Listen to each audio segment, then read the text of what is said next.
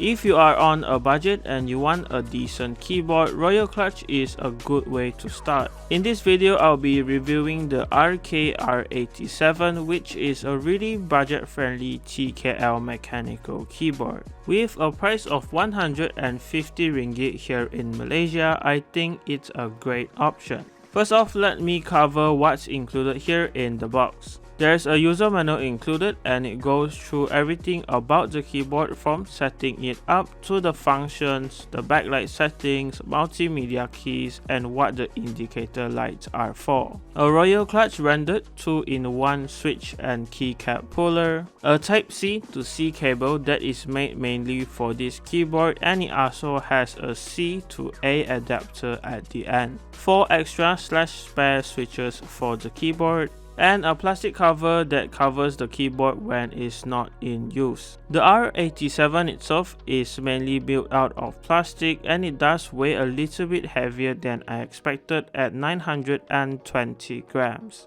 From the top, you can see the standard 10 keyless layout of the keyboard here, and I also like the color scheme they have chosen for the keycaps. Right above the arrow keys are where the indicator lights are located. On the front, there's a small Royal Kludge branding here, and on the bottom there's 4 rubber feet, 1 on each corner, and 2 height adjustable feet over here.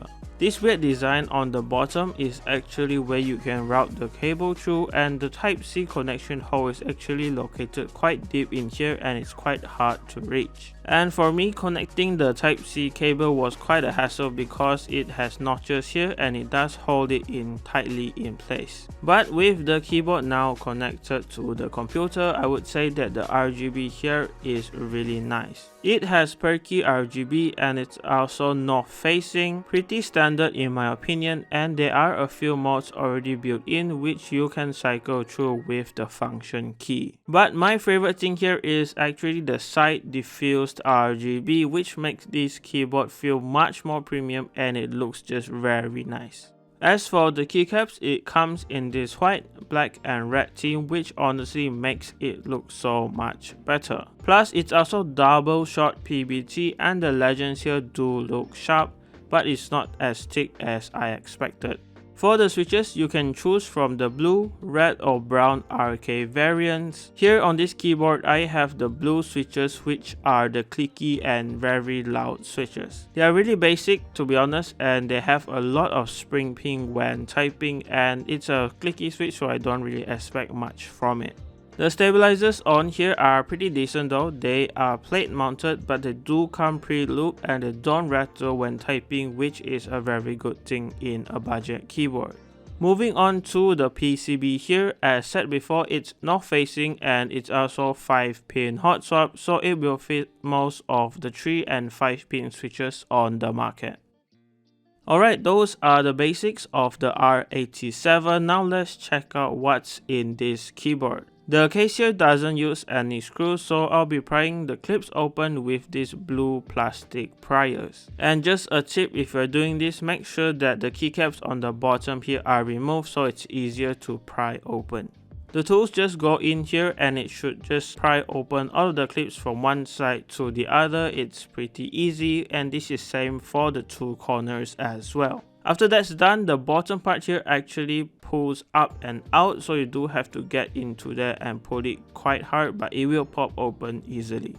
The top part of the plate can just come off now, and it's the same with the plate and the PCB, but there is a cable connecting to the daughterboard, so you do have to remove that first. So in the bottom part of the case, there's a piece of foam here included, and as you can see, it is not that thick, and you do get the daughterboard in the middle here under the foam. On the sides are the diffusers for the RGB lights, and they can be removed.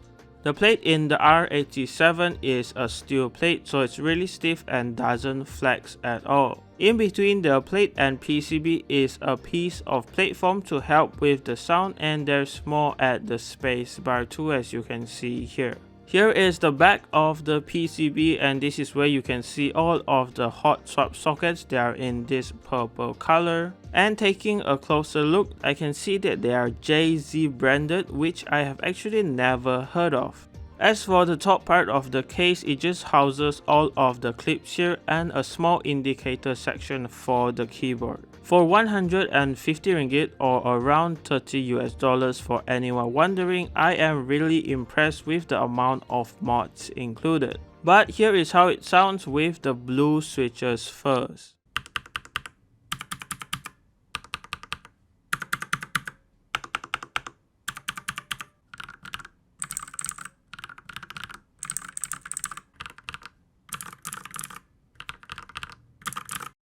I know that was really noisy, so I did change out the blue switches for some linear switches, which are some loop KTT mins, so we can properly hear how it sounds.